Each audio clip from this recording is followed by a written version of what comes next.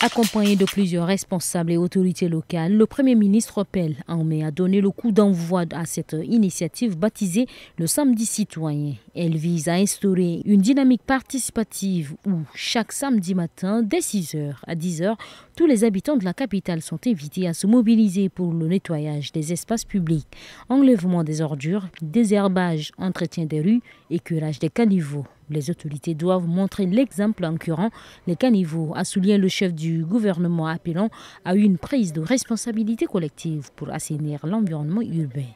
La santé de la population, le bien-être de la population est notre credo. Et nous demandons à ce que la population nous aide vraiment à nous occuper de sa santé, de son bien-être. Notre gouvernement est un gouvernement qui est plus proche de la population. Nous allons toujours être ensemble.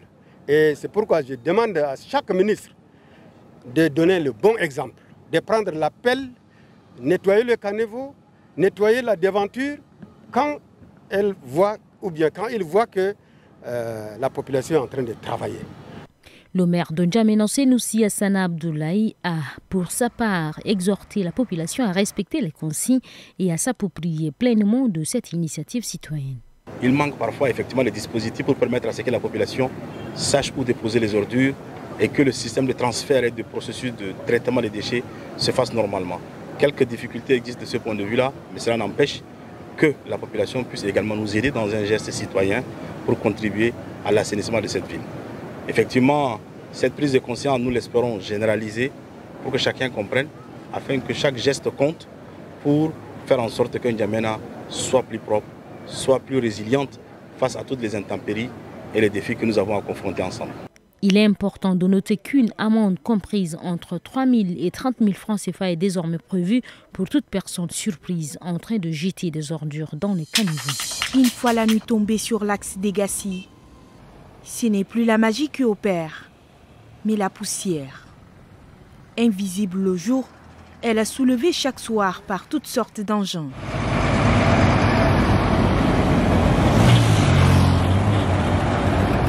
Les habitants de Gassi, Abena ou Boutalbagar, espéraient que les premières pluies changeraient la donne. Mais c'est tout le contraire. Respirer un air sain ou arriver propre à sa destination tient désormais du miracle. Vu les états de la route, les engins sont obligés de faire le goudron. Et ça fait à tel point que ça nous ramène de la poussière, ça nous ramène les bouts sous les goudrons et ça cause de la poussière. Et nous, certains, on sort le matin tout propre et vous me voyez actuellement, je suis vraiment sale. Donc on est vraiment exposé, on ne sait pas à quelle maladie on doit faire face. Une poussière omniprésente qui inquiète aussi les professionnels de santé. La poussière est un facteur déclenchant de l'asthme. Donc cela peut également jouer sur la santé des usagers de cet axe. Et bon, nous pouvons aller jusqu'à des maladies, des pneumopathies qui sont atypiques, dues à certaines particules qui sont dans la poussière, parce que la poussière, ça contient un mélange et il y a beaucoup de sources au fait. Il y a d'abord, quand on prend exactement sur l'axe là, il y a les bétails qui passent la nuit et qui font les excréments. Il y a la boue qu'on transporte du quartier des eaux, des caniveaux et tout cela. Donc toutes ces substances qui entrent en contact avec les poumons, qui entrent en contact avec la voie respiratoire, peuvent déclencher des affectations à tout moment. En attendant des solutions durables, les habitants respirent au prix de leur santé. Apprécier le rôle joué par l'Agence nationale de gestion des élections ANGE pendant le processus de la transition politique qui s'est achevé est l'objectif du déplacement du diplomate chinois ce matin au siège de l'ANGE. Poignant de main chaleureuse et sourire aux lèvres, les deux personnalités ont également abordé la coopération entre le Tchad et la Chine, mettant en lumière l'engagement de Pékin pour la paix, la stabilité, la prospérité et le développement du Tchad. La Chine a annoncé la décision d'accorder le traitement de zéro tarif douanier aux 53 pays africains ayant des relations diplomatiques avec la Chine dans le cadre d'une convention économique. Effectivement, la partie chinoise a déjà signé cette convention avec la partie tchadienne. Nous allons vous offrir plus de facilité sur le dédouanement et l'exportation des marchandises tchadiennes. Les liens entre les deux nations sont principalement économiques. Ces relations sont profitables aux deux pays, la Chine fournissant aide et investissements en échange des ressources naturelles. Au départ, c'est une marche pacifique qui était prévenue, mais faute d'autorisation, les ressortissants des cantons Moulou et Traoré dans le Wadaï se sont réunis dans cette école. Ils protestent contre une attaque attribuée à des présumés voleurs qui a coûté la vie à une dizaine de jeunes de leur localité. Selon la presse locale, le 10 juin, ces jeunes sont tombés dans une embuscade tendue par des voleurs qui leur ont dérobé des motos. Le bilan est lourd. Une dizaine de morts. Ce matin, en N'Djamena, les ressortissants réclament que la lumière soit faite sur ce drame. Ce que nous demandons ici au ministre de la Sécurité publique, au ministre de la Justice, au-delà au président de la République, le maréchal Mohamed Idriss Déby, de prendre la responsabilité de nous aider et rendre la justice aux victimes. C'est ça notre souhait. Les auteurs présumés courent toujours. Une enquête est en cours. Vendu par son propre père à l'âge de 7 ans, Mbaïlassem Amédé a passé 4 années à Kouba dans le Tibesti comme bouvier. Exploitation, maltraitance, travaux forcés, un quotidien éprouvant pour l'enfant. Visiblement marqué, c'est ici, dans les locaux de FM Liberté, qu'il est venu témoigner son calvaire. Mon père m'avait dit que j'irais rester avec son frère, mais je me suis retrouvé comme bouvier. La femme de mon maître ne veut pas que ses enfants m'aident dans le travail. J'amène les bœufs en brousse le matin pour rentrer le soir. Je mange une seule fois par jour. Je n'ai pas droit à l'erreur pour éviter la choucroute. Je me suis enfui et les bonnes personnes m'ont conduit à Abéché. C'est ainsi que le chef de race d'Abéché m'a transféré ici.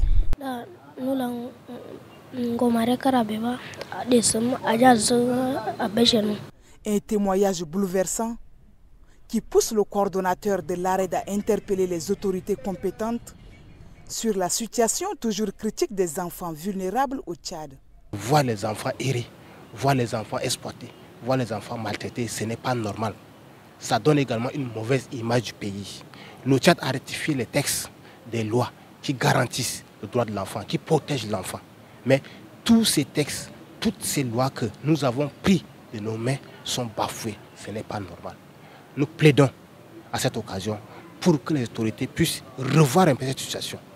Célébrée chaque 12 juin, la journée mondiale contre le travail des enfants vise à sensibiliser sur les réalités de cette pratique et à inciter les États à agir. Selon l'Organisation internationale du travail, plus de 79 000 enfants sont engagés dans le travail au Tchad, souvent dans des conditions dangereuses ou illégales. 13h36, l'avion touche le tarmac de l'aéroport Hassan Diamous. À son bord, des visages marqués par l'émotion et la fatigue. C'est le premier des 2 vols affrétés pour amener au pays quelques 700 pèlerins tchadiens. Tous viennent d'accomplir le Hajj à la Mecque, un pèlerinage que beaucoup saluent comme une réussite, notamment grâce à l'organisation de l'ORGEP, le comité en charge du voyage. L'organisation des pèlerinages dans cette année était bonne, du début du Tchad jusqu'à aller en Arabie Saoudite. Ils ont respecté les premiers vols et le premier vol aussi en retournant. Pour moi, c'est une première fois, c'est pour la première fois que je pars pour le Hajj. Mais je trouve que par rapport au passé, donc il y a une amélioration. Et nous demandons aussi les autorités de continuer d'améliorer la situation, c'est-à-dire l'hébergement, la logistique, les transports. C'était impeccable. Et du côté de l'ORGEP, même constat, la logistique, la santé, l'accompagnement, tout s'est déroulé sans accroc, selon les responsables. Tous les pèlerins, alhamdulillah, Ils ne se plaignent pas, ils disent merci, vous êtes bien organisés, merci, merci. C'est ce que nous avions entendu. Ce retour marque l'aboutissement d'un voyage spirituel intense. Pour ces centaines de fidèles tchadiens, l'accomplissement d'un devoir religieux et une expérience de foi gravée à jamais. Face aux élus, le gouvernement propose d'adapter le cadre juridique de l'IRED aux réalités actuelles. Objectif, faire de l'Institut un acteur central dans la lutte contre les maladies animales, mais aussi dans la production de vaccins et d'aliments pour le bétail. Une réforme qui vise également à accroître les recettes propres de l'Institut et à mieux répondre aux effets du changement climatique. Mais durant les échanges, plusieurs députés ont émis des réserves. Questionnement sur la légitimité du nouveau cadre, les modalités de fonctionnement ou encore la rigueur scientifique de l'institution. En conférant à l'IRED un statut industriel et commercial, le ministère de l'élevage et de la production animale réduira ses peines en termes d'importation des vaccins vétérinaires d'une part, et d'autre part, la vente des vaccins jadis pratiqués par l'IRED retrouvera sa légitimité. Par ailleurs, dans le cadre des projets de mise en place des unités de production d'aliments pour le bétail, ces statuts permettraient à l'IRED de produire et commercialiser les boutures des plantes fourragères, les semences et les formules concentrées auprès des producteurs. En réponse, le ministre a défendu un texte qui donne à l'IRED une dimension industrielle et commerciale pour renforcer ses capacités d'action sur le terrain. Créé en 2012, l'IRED succède au laboratoire vétérinaire de Farsha, fondé en 1945 à l'époque coloniale et modernisé dans les années 80. La commission du contrôle est désormais à pied d'œuvre, installée sur 2 sites stratégiques de la capitale, à l'ex-RNT de Sabangali et à Moursal. Des centres serviront de base logistique pour vérifier les pièces obligatoires, carte grise, assurance, plaque d'immatriculation. Nous avons mis en place une commission chargée de traiter l'ensemble des documents administratifs, comme mentionné ci-après. Elle est pleinement habilitée à vous servir sur place sans que vous ayez à vous déplacer inutilement comme auparavant. Une fois le délai écoulé, nous procéderons à des contrôles sur l'ensemble du territoire national. Cette commission a été créée d'une part pour instaurer une meilleure organisation et d'autre part pour éviter des désordres. Elle aura pour mission de vérifier toute personne ne disposant pas de cartes grises, des documents douaniers, etc. Dès demain 12 juin, les contrôles commenceront dans plusieurs points névralgiques de N'Djamena. Objectif, lutter contre l'insécurité routière et les engins non identifiés qui circulent sans autorisation légale. Ils se sont rencontrés pour un objectif clair, raviver la coopération bilatérale et trouver une issue à la tension diplomatique entre le Tchad et les États-Unis. Au cœur des échanges, la validation des visas et titres de séjour déjà accordés et la poursuite des tractations pour lever les restrictions en vigueur. Selon le ministre d'État, la décision américaine repose essentiellement sur le dépassement du délai de séjour par certains ressortissants tchadiens aux États-Unis. En tout état de cause, nous avons exprimé notre disponibilité, notre état d'esprit constructif pour continuer à collaborer avec la représentation diplomatique américaine dans notre pays, avec Washington, via notre ambassadeur sur place, pour un retour normal à la situation. Le ministre précise que son département reste dans l'attente des griefs détaillés formulés contre le Tchad afin de pouvoir apporter des réponses appropriées. Une démarche qui s'inscrit dans une volonté partagée de préserver les relations historiques entre N'Djamena et Washington. Des centaines de bidons d'essence et de gasoil, une cinquantaine de fûts, 40 véhicules et 80 motos saisies, ces produits sont le fruit de plusieurs opérations menées ces 30 derniers jours par l'ARSAT dans le cadre de la lutte contre le trafic illicite de carburant. Selon l'autorité, certains acteurs du secteur, y compris dans des stations-service, détourneraient illégalement les produits pétroliers en complicité avec d'autres intervenants. Face à ces pratiques, l'ARSAT a mis en place une série d'actions, inspections ciblées, contrôle renforcé, coopération avec les forces de sécurité, campagne de sensibilisation auprès des opérateurs. Objectif affiché, sécuriser le secteur, préserver la recette publique et garantir un approvisionnement équitable et durable. Cette journée porte ouverte vise aussi à renforcer le lien avec la population et les acteurs économiques en assurant une communication claire et transparente. À peine les épreuves terminées, place maintenant à la correction. Ce matin, au centre de correction du lycée Sacré-Cœur, plus de 400 correcteurs se sont réunis. Stylo en main, les enseignants s'attellent à la tâche avec rigueur. Objectif, corriger de manière juste et équitable les copies des candidats. Chaque enseignant dispose de guides méthodologiques pour garantir l'uniformité de l'évaluation. Les corrections se déroulent dans 4 centres. Le collège évangélique, le lycée Sacré-Cœur, le lycée féminin et le lycée Marif Tchado-Turc. On a d'abord fait l'appel, on a donné les badges aux correcteurs. Maintenant, comme vous voyez, on est en train de les installer. On les a installés. Maintenant, on a préparé pour eux la correction des sujets. Donc, on est en train de les installer et de leur montrer le barème et tout cela pour qu'ils commencent dans les bonnes conditions. Les matériels sont en train d'être distribués, les copies sont en train d'être distribuées. On est en train de donner les consignes. La correction va durer 3 à 4 jours avant les étapes suivantes. Saisie des notes, vérification, puis proclamation des résultats. Des bennes, des caterpillars, des ouvriers en tenue de chantier. Tout est prêt pour le démarrage des travaux. Les zones concernées, l'avenue Charles de Gaulle, entre l'hémicycle et la grande mosquée, l'avenue Félix Maloum jusqu'au marché à Mille, en passant par le marché de Bétaï, ou encore l'axe menant du marché de Dembé au rond-point Gazelle. Objectif, fluidifier la circulation et moderniser ces artères très fréquentées de la capitale.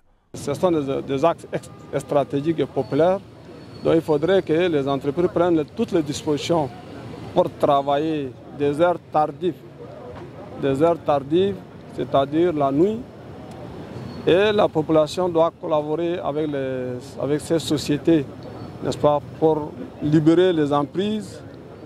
Et c'est le lieu de demander à tous ces maires des arrondissements et les maires à leur tête, monsieur le maire de la ville, de veiller à ce que, n'est-ce pas, ces travaux s'exécutent normalement. Du côté de la mairie de N'Djamena, on parle d'un ouf de soulagement pour les habitants, tant la demande était forte. Bien sûr, il a dit, d'autres axes également vont connaître des réhabilitations. La population est aujourd'hui heureuse d'apprendre cette information. Les délais vont être des délais raisonnables. Nous avons demandé la grande compréhension et l'indulgence de la population pour les éventuels gênes. Et les maires d'arrondissement ainsi que moi-même, nous allons faire le suivi. Les entreprises chargées des travaux ont 6 mois pour livrer ces infrastructures. Venus de 4 provinces, Bar El Ghazel, Adir Lamis, Kanem et Lac, des représentants de la société civile, des éleveurs et des agriculteurs participent à cette concertation. L'enjeu, prévenir les conflits agro-pastoraux, assurer une gestion durable des ressources naturelles et sécuriser les déplacements des personnes et de leurs biens. Le projet de code pastoral, adopté en 2015 mais jamais promulgué, est aujourd'hui réexaminé à la lumière des réalités actuelles.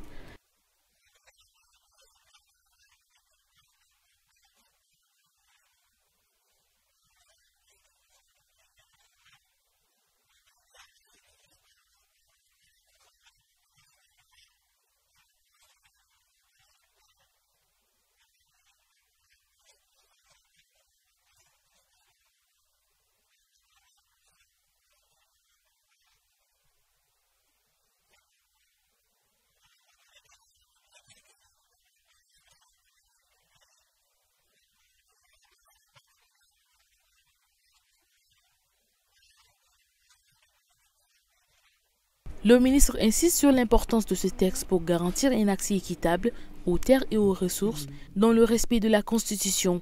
L'atelier se tient sur 2 jours autour de 3 grands axes: les défis du pastoralisme, la gestion de l'espace et les droits d'accès aux ressources naturelles. Objectif: passer en revue les activités prévues et établir un budget précis pour les 5 années à venir. Un projet de 60 millions de dollars destiné à soutenir la mise en œuvre du règlement sanitaire international. Ce projet s'est traduit par un financement, il l'a dit tout à l'heure, d'un montant total de 60 millions de dollars pour une durée de 5 ans. Destiné à appuyer nos efforts dans la mise en œuvre du règlement sanitaire international et améliorer notre résilience face aux menaces épidémiques. 5 piliers structurent le programme: prévention, détection, réponse rapide, gestion des programmes et intervention d'urgence. Des priorités alignées sur les standards internationaux, notamment ceux de l'OMS. Le ministre a appelé à une implication active des participants pour garantir une planification rigoureuse et durable. Ils sont 6 partis politiques et 7 associations de la société civile. Tous réclament un nouveau référendum constitutionnel. Leur constat, l'État unitaire concentre trop de pouvoir en amenant souvent loin des réalités locales. Pour eux, la solution passe par un Tchad fédéral où chaque région disposerait de plus d'autonomie administrative comme économique. Après l'indépendance, jusqu'à aujourd'hui, nous sommes dans l'État unitaire et ce que nous constatons, c'est la mort de la population. Aujourd'hui, les gens ont peur de venir au Tchad à cause du taux de mortalité qui est élevé. Et tout ça, c'est l'État unitaire qui a la cause. Les gens mangent mal, se vêtissent mal. Vous voyez, il y a l'insécurité totale. Face à cette revendication, le MPS reste ferme. Le haut parti au pouvoir parle d'agitation politique et assure que le pays a déjà changé de cap. Nous sommes qu'au début de ce processus. Il faut attendre que ce processus fasse 1 an, 2 ans, 3 ans. Et après ça, on va faire le bilan. Mais le processus n'est même pas encore... il est à tout début, il n'a même pas commencé, les conseils provinciaux n'ont même pas commencé. Aucun conseil provincial n'a commencé à travailler. Ils sont encore en phase d'installation. Donc attendez au moins ça. Une prise de position jugée compréhensible, mais prématurée selon l'analyste Yamingue Betembay. Si des institutions de cette nature, suivant le respect de ces processus-là, de ces procédures, ne réussissent pas à relever les défis, en ce moment, on pourrait peut-être reposer la question, reposer le débat dans le cadre d'un référendum. Mais en ce moment, peut-être qu'il est assez tôt d'envisager un nouveau référendum. Alors que le Tchad tente de tourner la page de la transition, la question fédérale revient sur la table. Ils viennent de Bongor, Moundou, Doba ou encore Koumra. Tous sont des formateurs ou responsables des centres professionnels. Pendant 14 jours, ils seront formés à l'approche par compétences pour mieux adapter leur enseignement aux besoins du marché. 6 documents ont été élaborés au total pour un package de 22 curricula. Et donc, à l'issue de ce programme, il est question de former les différents formateurs qui interviennent sur les compétences spécifiques à l'appropriation de ces programmes. Comment élaborer les fiches de formation, comment évaluer les apprenants, comment élaborer les actions pédagogiques. C'est ça l'objet de cette formation. Les filières ciblées sont porteuses: électricité, soudure, couture, plomberie ou encore agroalimentaire. L'atelier leur permet de maîtriser les référentiels, concevoir des fiches pédagogiques et innover dans leur manière d'enseigner. Donc, dans la détermination des compétences nécessaires, on a participé les professionnels pour déterminer quelles sont les compétences nécessaires pour maîtriser tel ou tel métier. À partir de ces compétences, on a déterminé les objectifs de formation et les stratégies pédagogiques, les stratégies d'enseignement pour que le jeune, à la fin, il aura un diplôme qui répond aux normes nationaux et internationaux. Une initiative financée par la Banque mondiale qui s'inscrit dans la volonté des autorités de faire de la jeunesse un pilier de développement économique. Le maire du 7e arrondissement multiplie les arrêts. Objectif: constater l'état de route souvent impraticable dès les premières pluies et accélérer les aménagements en cours. Dans certains quartiers, les voies sont déjà inondées. Nous sommes debout sur le terrain depuis la première pluie. Comme vous l'avez constaté, nous avons sollicité l'aide de Satom et actuellement son équipe est avec nous sur le terrain. D'ici 2 à 3 jours, nous allons aménager cette route et nous allons continuer le nivellement de toutes les routes. La population du 7e arrondissement ne va pas vivre des calvaires comme l'année dernière. Les habitants saluent cette tournée, mais réclament des mesures concrètes et durables.